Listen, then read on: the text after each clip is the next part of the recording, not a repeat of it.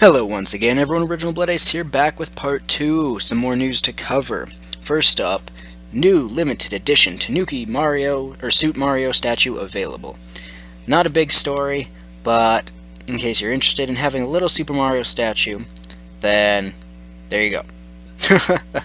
Video game memorabilia makers, First 4 Figures, have created a special new Tanuki Super Mario statue. Wow, I just realized it's apparently 240 bucks. Wow, 200 bucks. That's expensive. I wonder how tall that is. So anyway, that's just a quick little story I wanted to get out of the way right off the bat. But not for me. Whatever. If you got that kind of money to spare, go for it. Next story up here, if it wants to load, is that in Japan, the 3DS exceeds the Nintendo Wii's lifetime sales in just 3 years, or in under 3 years. That is ridiculous. Under 3 years, a 3DS in Japan has sold more than the Wii did in its 6 to 7 year lifespan. Wow. 3DS, with anyone with a brain would, or as anyone with a brain would tell you, is on fire. It's just unstoppable. People thought long ago, 2 years ago, whatever, it was doomed, the Vita would destroy it. Flip that around and you got the truth. But anyway, 3DS dominating as usual. Next up here is some EA bullshit. Why not? Throw it in this video. EA says Miyamoto is falling down on the job.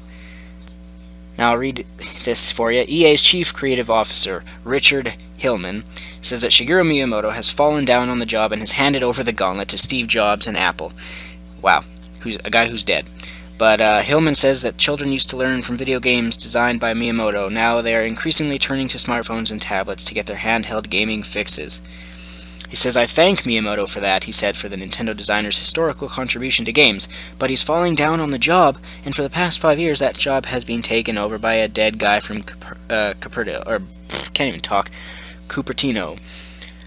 Ugh. Yes, kids are more stronger, I can't even talk. Kids are more drawn towards stupid smartphones and iPads and all those 99-cent crap games. But look at the 3DS. It's unstoppable. EA, every time they open their mouth to talk about Nintendo, it's just bullshit and false. You can't even... These stories frustrate me so much I can't even talk straight. It's just to the point where anything EA says from this point on, you should just flat out ignore. They can't say a factual fact to save their damn life. Now some people, even the people who absolutely hate EA, are still getting their games. Why are you doing this?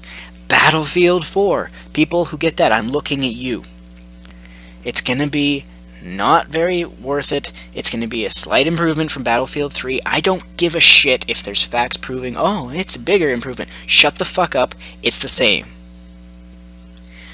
I don't care for people who say, Mirror's Edge, it's a reboot on a series that didn't need a reboot. It could have used a sequel, not a reboot. Then there's people that say EA has their, Battlefront, Star Wars Battlefront game. Oh, it's finally being brought back. Most people should be excited for that, if it wasn't for EA making it. Anyone else? Frickin' Capcom making it, frickin' Atlas making it, frickin' Sony making it. I don't care. Anyone but EA. If you buy any game that is associated with EA, whether they made it, whether they published it, I don't have that much respect for you. It's that simple. I'm sorry. But I'm getting off topic. That was a rant. And we're supposed to be talking about some news here. So we'll move on to the next story. Basically just ignore what EA says from now on. Some more Pokemon X and Y stuff, if it wants to load. Come on, come on, come on. Why is this being slow? There we go. Pokemon XY information emerges. Some game mechanical changes. And I'll go over some of these if it wants to load. Oh, it's probably because I'm uploading the other video I just did. Pokemon gain experience even when the opposing wild Pokemon is caught. So, that's actually fine by me. Some of the times when I'm playing Pokemon, I'll start off a new game, or a new gen, where I'll be like, I'm actually going to catch every Pokemon I come across. But then, like, a few hours into it, I'm just like, screw it, I got the cool ones so far that I like, I'm just going to battle the rest, or run away from the rest. But it's good to know that if I catch one, I also get experience.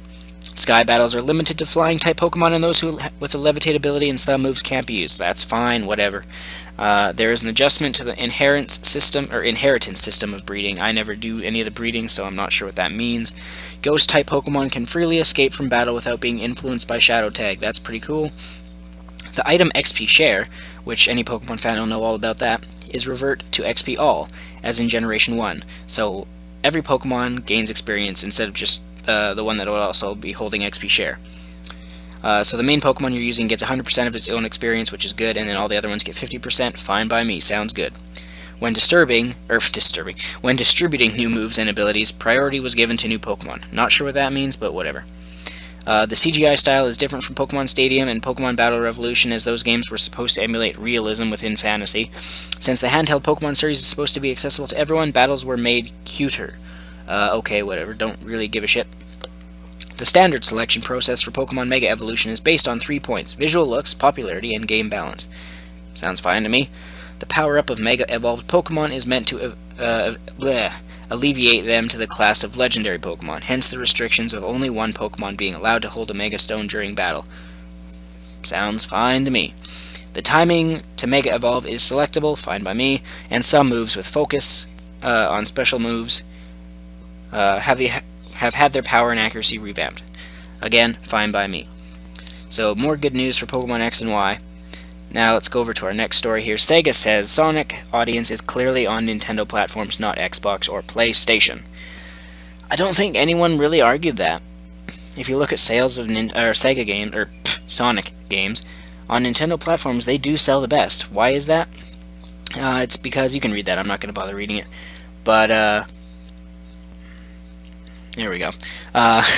If you look at the history, it's because most Sega fans went to Nintendo. Nintendo's been around the longest, way longer than Sony and Microsoft have been in the gaming industry. So, of course, right after Sega went down, they all jumped to Nintendo. And then they've stuck there ever since. Plus, let's be honest, Sonic looks like he belongs with Nintendo. He looks like he could be a Nintendo character. So, take that, Xbox idiots and PlayStation goons, whatever. Our last story for this video. Miyamoto says Aonuma doesn't need me anymore. That's talking about Zelda and whatnot. Now, what I have to say about this, basically Miyamoto says I don't have to look at every minute detail of every game anymore. I know there's going to be the level of quality that we expect under his supervision. Don't get me wrong, Aonuma, you're good. You make pretty good Zelda games. And Aonuma might not need you anymore, Miyamoto, but the Zelda franchise does need Miyamoto. There's a reason Ocarina of Time, not for just me, but for a lot of people, is still, or even Majora's Mask for a lot of people, why those are still considered to be the best, even though Majora's Mask for me is the worst. But the point is, Miyamoto, you need to realize that you're needed, not necessarily, you don't have to be, the leader, the most dominant, like lead supervisor and all that. You need to be involved, though, because without you making key decisions here and there, that sparkle, that special sparkle in all the Zelda games, just isn't there. So, Miyamoto says Aonuma doesn't need him anymore. I say, tough luck. You should be there anyway. As long as you are still at Nintendo, you should be involved with Zelda. It's just that simple. Don't let Aonuma get too big for his britches and think, oh, I've surpassed the great Miyamoto. Don't let him do that. I don't know if he has thought that, but I guess that's all I have to say about this video. There's our news for today, and I guess, as always, this is Original Blood Ace. Stay tuned. More videos coming soon.